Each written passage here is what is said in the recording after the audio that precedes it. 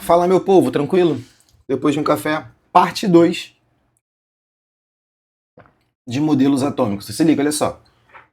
Se tu tá aqui, tu assistiu a parte um. Se tu não assistiu a parte um, por favor, calma aí. Por favor, volta e assista a parte um para entender um pouco melhor sobre a parte 2. Mas não, Bruno, eu quero agora só. Eu venho aqui só porque eu quero saber modelo de Rutherford. Então eu já vou direto aqui agora. Tá bom, tranquilo. Mas vamos lá. Para entender o modelo de Rutherford, é bom tu entender um pouco sobre o palavreado, um pouco sobre Thomson. Porque o debate de Rutherford começa em dois grandes grupos. Um já está aqui, e aí eu tenho que falar sobre radioatividade. Radioatividade, que a gente já conhece hoje em dia, a gente vai estudar isso em algum outro momento, bastante importante por sinal, é diferente sobre a concepção inicial de radioatividade. A gente já tinha entendido na época que algumas partículas emitiam uma radiação. E, por sinal, o Rutherford, que é o cara que fala de modelos atômicos, também fala sobre... Deixa eu mudar de tela aqui para ficar melhor. Acho que essa tela aqui vai ficar, por enquanto, melhor. Ele fala sobre... Ele também estuda a radioatividade. Então, o que se conhecia? Alguns modelos prévios, mas ele percebia que átomos emitiam alguns tipos de átomo, como urânio, e aí depois com a Curie, que também é da mesma época, aí você descobre que também tinham outros átomos, né, como o rádio e o polônio, que foram descobertos, emitiam uma certa radiação. Emitiam uma radiação, do qual a primeira que eles conheceram é a partícula alfa, que era uma radiação de carga positiva.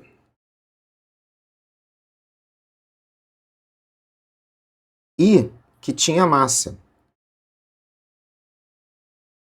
Né? Bom, não vou entrar em debate sobre isso, e obviamente você não precisa se aprofundar em radioatividade agora para entender o modelo de Rutherford, porém é legal que depois você dê uma revisada ou uma estudada em radioatividade.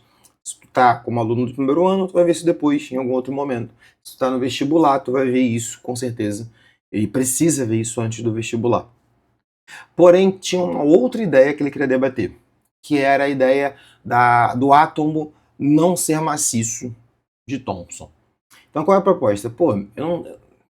Existe uma radiação positiva que sai de alguns determinados átomos que é de carga positiva. Então, você pensava o que é esse desprendimento de massa positiva que sai do átomo, porque a gente só conhecia os elétrons. Porém, além disso, eu também queria entender sobre a ideia do debate sobre o átomo ser maciço ou não. E isso que rege o modelo de Rutherford. Lembra que eu falei para vocês sobre a ideia de que esses dois principais modelos vieram com experimentos associados? O modelo de Thomson veio com os raios catódicos, que é a ampola de Crookes, e aqui a gente chama de experimento de folha de ouro. Esse experimento é extremamente importante para a concepção de Rutherford. Rutherford descobre que a gente vai falar mais à frente como núcleo atômico, mas ele surge isso da seguinte sacada. A ideia é, ele pega um material que é radioativo, coloca aqui dentro, vou pegar aqui o laser, ele coloca um material radioativo aqui dentro, e aí, obviamente, ele fecha esse material com chumbo, que gera um material conhecido que isola essas radiações, deixa apenas um pequeno orifício, um pequeno buraquinho, como se fosse um laser saindo. Então aqui sairiam os lasers de partícula alfa. E aí o que ele fez? Para entender se a matéria era maciça ou não, ele pegou um material que ele conseguiria modelar esse material até que tem uma fina camada, que é o ouro. Não sei se você conhece, mas o ouro é maleável, muito maleável. E aí o ouro ele fez uma fina folha de ouro, por isso que o experimento é chamado de experimento da folha de ouro. A sacada desse experimento é que ele colocaria esse material para bater sobre essa fina camada de ouro, que teria uma espessura de alguns átomos de ouro, e saber se ultrapassaria esses materiais ou não. Sabendo que essa uma radiação emitida iria passar caso os átomos não fossem maciços. Se os átomos são maciços, era o suficiente para bloquear esses materiais. Um material mais grosso teria uma maior espessura de átomos, então tinha que ser uma fina camada para que isso faça sentido. E aí que vem a resposta inusitada. O que ele percebeu, né, ele e outros cientistas, porque não foi ele sozinho, foi que a maioria das radiações passavam. Porém, algumas radiações não passavam, eram refletidas. Isso que gera uma certa problemática. Por que só algumas geram? Porque pensa aqui comigo. Se a ideia que eu tinha, uma parede com alguns átomos, vou desenhar aqui, ó, peraí. 3, 4, isso aqui está desenhado ali, mas vamos lá. Se eu passo a radiação, que é as partículas alfas,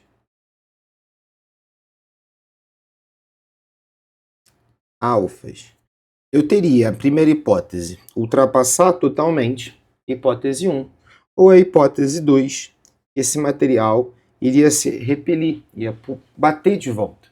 Como é que os dois acontecem? E aí ele começa a pensar que existe uma explicação para isso, que na verdade o átomo tem, na verdade, não é uma região só. Ele não é uniforme, não é uma massa uniforme, não tem uma densidade uniforme. O átomo, na verdade, tem duas regiões. O átomo é um grande vazio, do qual ele aprende depois chamado de eletrosfera, mas dentro desse átomo é onde existe uma região concentrada de massa, concisa, de alta densidade positiva, que ele chamou de núcleo. Quando as radiações alfa batiam nesse núcleo, como a radiação alfa era positiva e esses núcleos, além de serem maciços, também eram positivos, refletiam ou até sofriam desvios. Quando não passava por essa parte, passava direto. Então ele falava, peraí, então o átomo não é uma esfera só maciça. Então, a partir desse experimento, ele cria um modelo de Rutherford. O que é o modelo de Rutherford? O átomo não é formado por duas regiões. O átomo não é formado por uma região só. O átomo, na verdade, tem duas regiões. Uma delas é o núcleo, o qual ele chamou, que é onde tem a maior parte. A gente vai considerar que é a massa total do átomo, tá? Vamos a fim práticos. A maior massa porque tem a massa dos elétrons. A massa dos elétrons é o que não está no núcleo, é a parte ao redor. É o que a gente vai conhecer como a eletrosfera. Só que toda vez que você pensar no modelo de Rutherford, inicialmente tem que entender uma coisa.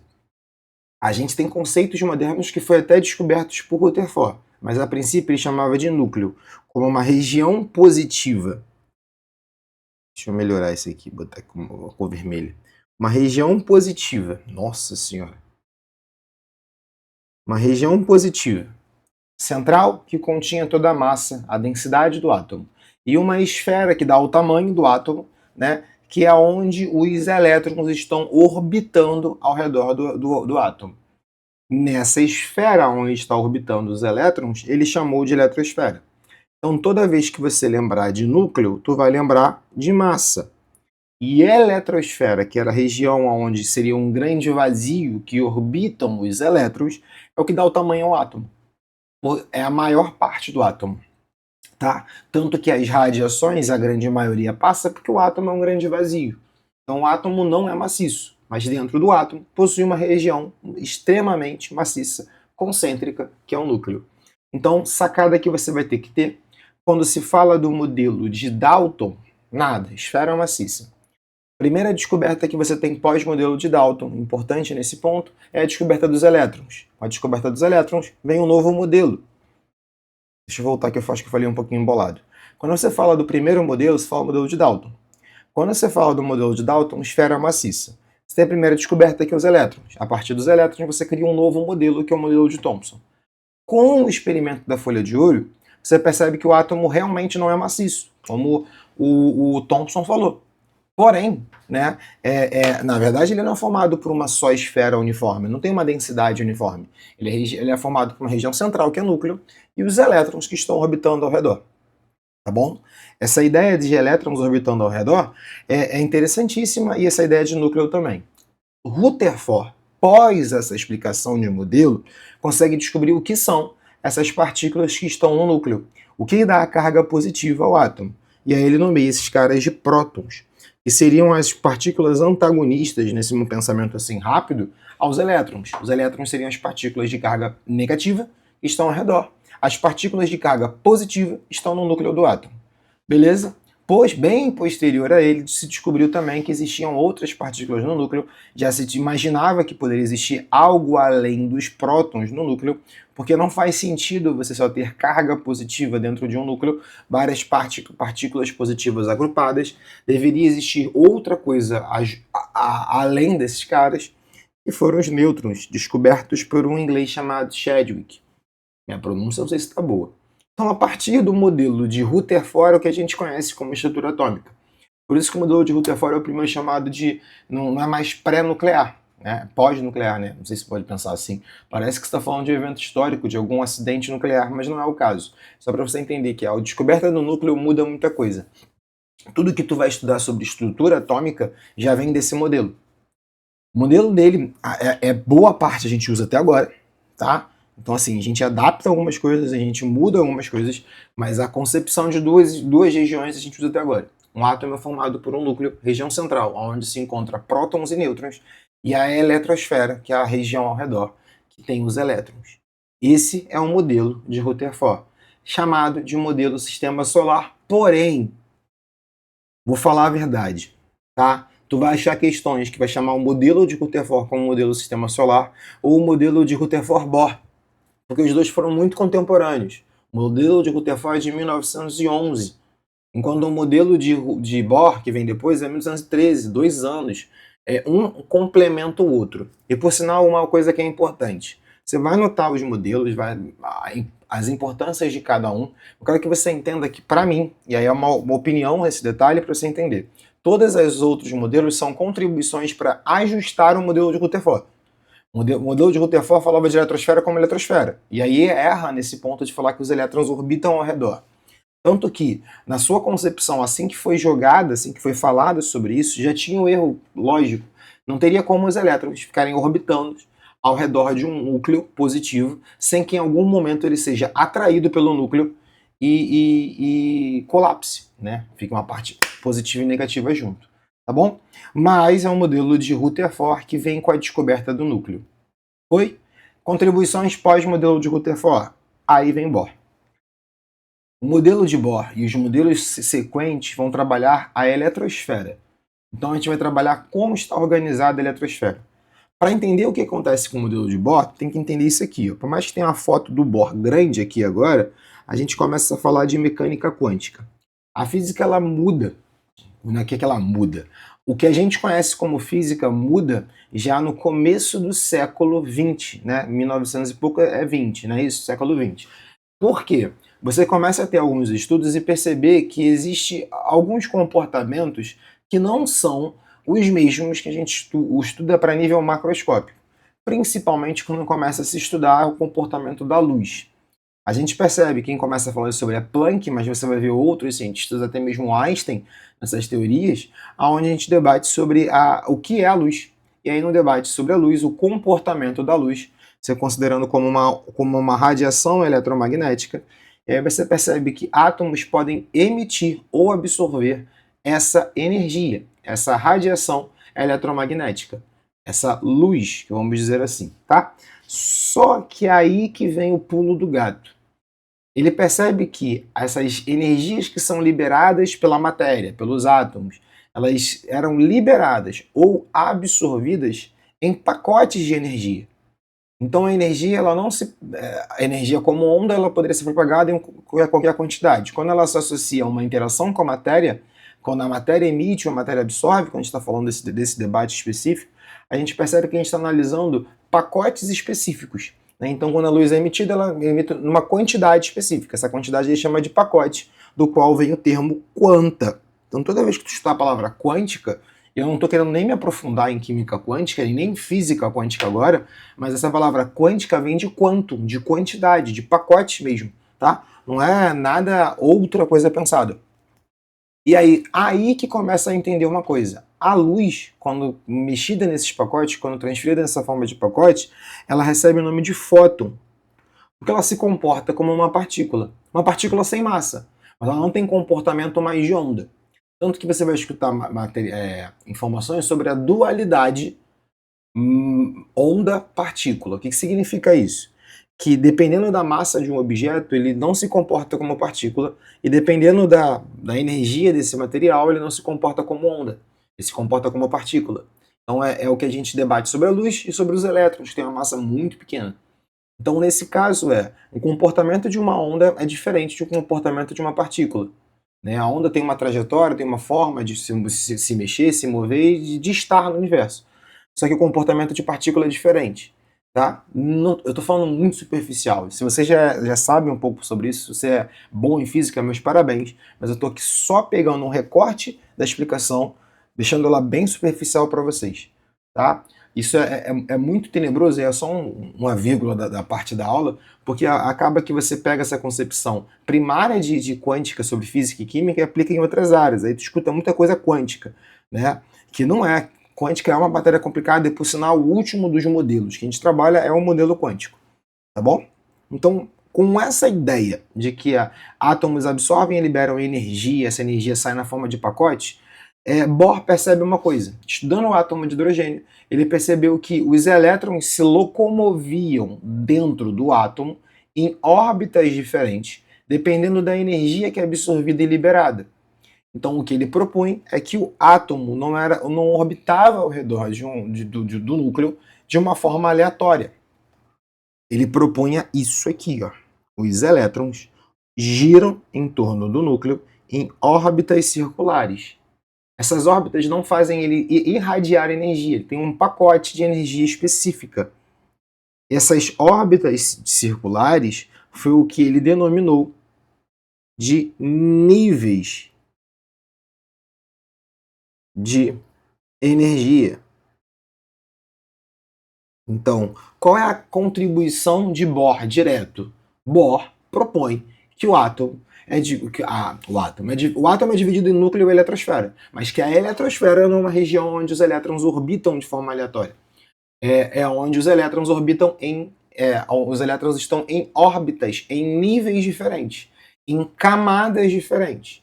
Então, por exemplo, quando eu volto aqui no modelo de Rutherford e utilizo essa representação que eu estou aqui embaixo, não é uma representação só de Rutherford. Para ser mais específico, olha essa representação aqui, onde os elétrons estão fazendo órbitas diferentes. É diferente dessa. Essa aqui tu poderia colocar que é uma representação, e aí que tá, por isso que você vai escutar esses nomes às vezes. Essa é uma representação de Rutherford Bohr. Os dois modelos acabam que são associados um ao outro. Por quê? Porque aqui você está vendo elétrons em camadas diferentes. Essa ideia de níveis e camadas foi dada por Bohr. Bohr ainda utiliza uma outra concepção. Ele fala que esses níveis têm quantidades de energias diferentes. Quanto mais próximo do núcleo, menos energia. Quanto mais afastado, mais energia. Então ele falava que, por exemplo, olha esse texto aqui que a gente está debatendo.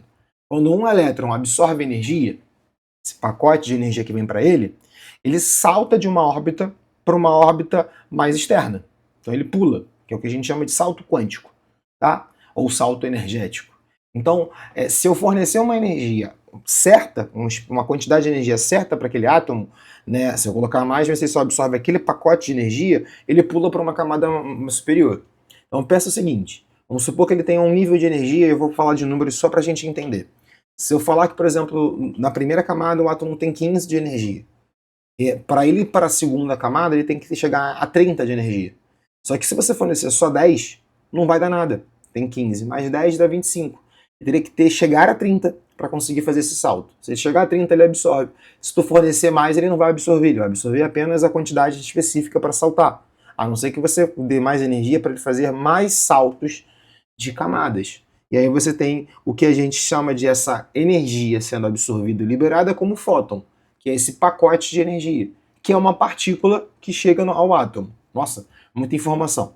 Então, qual é o debate? Vamos começar, que eu já falei muita coisa específica aqui agora. O elétron ele absorve energia e aí ele faz um salto para uma camada mais externa. Esse salto, esses elétrons são chamados de elétrons excitados. Você fornece energia, ele começa a ir para camadas mais externas do qual ele não estava, ele fica excitado. E aí, quando ele retorna à camada mais interior, ele emite essa mesma energia, na forma de fóton.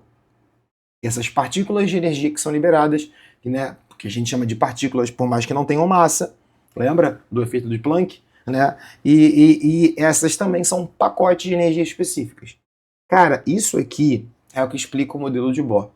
O modelo de Bohr é justificado e compreendido porque você consegue ver esses espectros de energia de cada átomo. Você tem o espectro de energia do hidrogênio, de outros átomos, que são essas emissões quantificadas que os elétrons vão fazendo quando oscilam de camadas. E aí você vai ver radiações em comprimentos de ondas diferentes, com quantidades de energia diferentes. Isso é usado tanto para identificar elementos químicos diferentes, por esses espectros que são gerados pelas emissões dos elétrons, mas tu vai escutar muito isso também, sabe? Uma aplicação prática para isso é em fogos de artifício. Tem muito isso. Provavelmente quando você estiver estudando tu vai ver. Por quê? Porque quando você visualiza em vários lugares esses fogos coloridos, na verdade são as excitações dos elétrons do átomo que estão ali, que estão oscilando em absorver a energia térmica e emitir essa energia na forma de luminosa. Como assim? Se eu pego, por exemplo, o sódio, vou fazer o exemplo do sódio que é o mais comum. O sódio, né, ele não entra em combustão. O elemento sódio, o átomo de sódio, não vai entrar em combustão facilmente. Mas quando ele é excitado por uma energia térmica, o que acontece é que os elétrons da camada de valência do sódio começam a ir para camadas superiores, camadas mais externas, e depois ele volta, ele retorna para camadas mais inferiores porque ele está com energia em excesso. Então ele absorveu essa energia e emite essa energia. A energia que foi fornecida, ele absorveu um pacote. E aí, quando ele emite esse pacote é uma radiação específica, com um comprimento de onda específico. No caso do sódio, é um laranja, um amarelo meio alaranjado. Por isso, quando você está fazendo comida, cai aquela água com sal no fogo, o fogo fica laranja, por causa do sódio. E aí você tem elementos que têm cores diferentes. E aí você pode usar essa propriedade para fazer os fogos de artifício. Quando tu mistura pólvora com sais de lítio, sais de sódio, geralmente essa característica é mais visualizada em metais, tá? Mas todos poderiam, só que não são espectros do visível. Você não vê isso com cloro no espectro do visível. Peraí. Eu estou uma tabelinha periódica aqui, né? Você não vê isso com outros átomos no espectro do visível. Mas com lítio, cobre, por exemplo, o íon cobre mais 2, quando absorve, os elétrons vão para camadas mais externas e acaba emitindo uma cor verde. Então bota alguns vídeos depois sobre isso, mas o fenômeno de emissão de luz dada ao aquecimento, né, térmico nesses materiais é uma explicação rápida do modelo de Bohr, além dos espectros também, que eu deve ter colocado aqui alguns. A galera gosta muito de visualizar isso, da física, principalmente para comprovar esse modelo. Bom, é aí que eu falei que esse pacote de energia que é absorvido pelos átomos não é aleatório, não é uma quantidade de energia eletrônica, é um pacote. Isso é um pacote, não é contínuo. Foi? Contribuição de Bohr. Camadas. A eletrosfera é dividida em níveis, em camadas, com quantidade de energia fixa, não contínua. Ou seja, não é qualquer valor que ele vai aumentando. Só. O elétron não está aqui, ele ganha mais energia, ele vai fazer isso aqui, ó, vai se afastando. Não, ele está aqui, se ele ganha uma quantidade específica tal, ele vai se afastar do núcleo. E aí mais energia, se afastar mais do núcleo. Essa é a ideia do modelo de Bohr. Beleza? Quando a gente estudar a eletrosfera, quando você visualizar a eletrosfera, você vai ver as aplicações que a gente fala sobre as organizações de elétron, dado o modelo de Bohr. E aí, então, você vem para o último modelo que a gente fala agora. Tá? Existem contribuições mais e o modelo quântico deixa para um momento separado. É onde você vai ver sobre orbitais, sobre spin, sobre, enfim, como está organizado os elétrons nesse modelo. Aí é um pouquinho mais separado e isolado. Mas eu quero chegar no modelo de Sommerfeld, que é pouco falado, tá? Em questões. É importante pra caramba. É mais uma contribuição ao modelo de Bohr, porque olha só, presta atenção, só para você entender onde eu quero chegar. E aí é mais fofoca científica do que conceito mesmo. Quando você pega no modelo de Rutherford, o modelo de Rutherford já é divulgado com essa problemática do núcleo, mas os elétrons estão orbitando de forma aleatória, não faz sentido. Eles seriam atraídos pelo núcleo. Quando o Bohr lança seu modelo, só faz sentido o que ele justifica de níveis para o hidrogênio. Todos os outros átomos que ele explicava pelos níveis e camadas não faziam sentido físico, no sentido de como eles vão ter quantidades de energias iguais no mesmo núcleo, no mesmo nível ou em níveis diferentes. Então, o cálculo, não a teoria, mas o cálculo de Bohr não fazia sentido. Então, o modelo de Sommerfeld vem para afiar, alinhar essa informação. E aí ele recalcula para átomos maiores e ele percebe que esses elétrons estão sim em níveis diferentes, mas a forma que eles orbitam, dependendo da quantidade de elétrons, é diferente. E aí ele debate sobre órbitas elípticas. Então a ideia é que as órbitas, que são equivalentes às camadas, eram compostas, na verdade, por subníveis. Então olha qual é o rolê desse cara. Por isso que eu falei que, lembra que eu falei que todo modelo pós-Rutherford é eletrosfera? Então, átomo é dividido em núcleo. Vamos lá. O átomo. Vamos pensar aqui agora, fazendo sentido esquemático. Tem o átomo. E aí eu percebo que o átomo ele é dividido em núcleo, região central, e eletrosfera. Nossa letra tá feia, deixa eu dar um zoom para melhorar. E eletrosfera.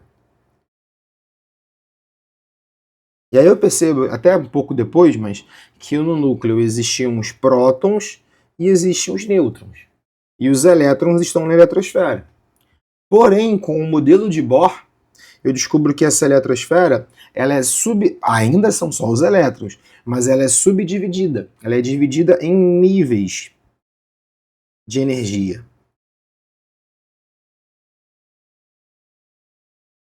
Tá? Ou camadas.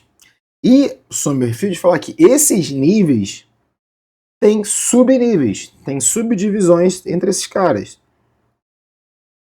Então, o nível chamado de 1 tem uma forma de elétrons. O nível chamado de 2 tem mais órbitas. Tá? Ele coloca assim, só para a gente fechar essa parte. São órbitas elípticas. Toda vez que tu estudar palavras elípticas, órbitas elípticas, tu vai lembrar de Sommerfeld, não é modelo de Bohr. Então, por exemplo, o átomo que tem uma camada, ok, uma órbita circular. Mas se ele tiver elétrons na segunda camada, ou ele orbita de forma circular, ou uma forma elíptica. Tá? Uma elíptica. E se você tiver 3 camadas, uma órbita circular e as outras 2 são órbitas elípticas. Tá vendo aqui, ó?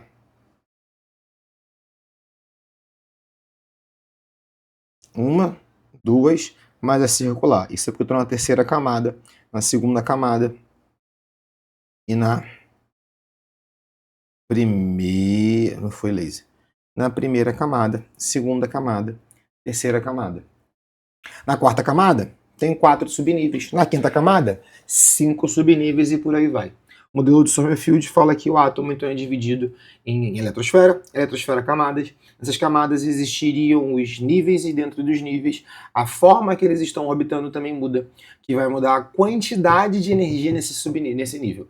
Dentro de um nível, eu ainda tenho quantidades de energia diferentes, quantos pacotes diferentes, que seriam os subníveis. Com isso, a gente fecha a proposta de modelos atômicos, a parte histórica dele. Existe um modelo quântico que fala que os subníveis são divididos em orbitais. Lembra da ideia de órbita, que os elétrons orbitam ao redor? E a gente fecha essa ideia de orbital, que é a região dentro do subnível.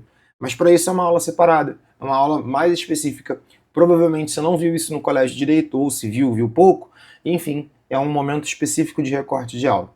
Espero que você tenha gostado dessas 2 aulas, espero que você tenha gostado desse material. Aqui a gente resume uma parte... Eu falei que não ia resumir no começo da aula, né? Mas eu chamo de resumo porque não é um resumo pá, em 10 minutos você aprende modelos atômicos. Eu acho que na outra aula eu fiz 40 minutos, não lembro exatamente. Essa aqui está chegando em 30. Mas é um pouquinho mais específico para você entender. Você repara que eu não falo só de conteúdo, eu falo sobre aplicação também. Mas com isso você tem uma melhor visão sobre modelos atômicos. O que eu te aconselho, após essa aula, após entendido isso, você não precisa anotar todas as informações, aí sim você pega um resumo com a parte histórica, principais ponderações de cada um ou do outro, e aí você consegue entender melhor modelos atômicos. Se você não visualiza modelos atômicos dessa forma, se você acaba que só pega o resumo, acaba que na hora de responder as questões você fica sem argumento. E aí, bom, se você quer seguir a área de ciência é importante, se você quiser fazer vestibular, nas questões acaba que você se quebra um pouco se você não tem esse embasamento. Espero que tenha gostado. Mais uma vez, se tu gostou, aproveita para seguir esse cara aqui no Instagram e segue aqui no YouTube também se você chegou de paraquedas nessa aula. Luquitos do meu coração, beijos, até a próxima.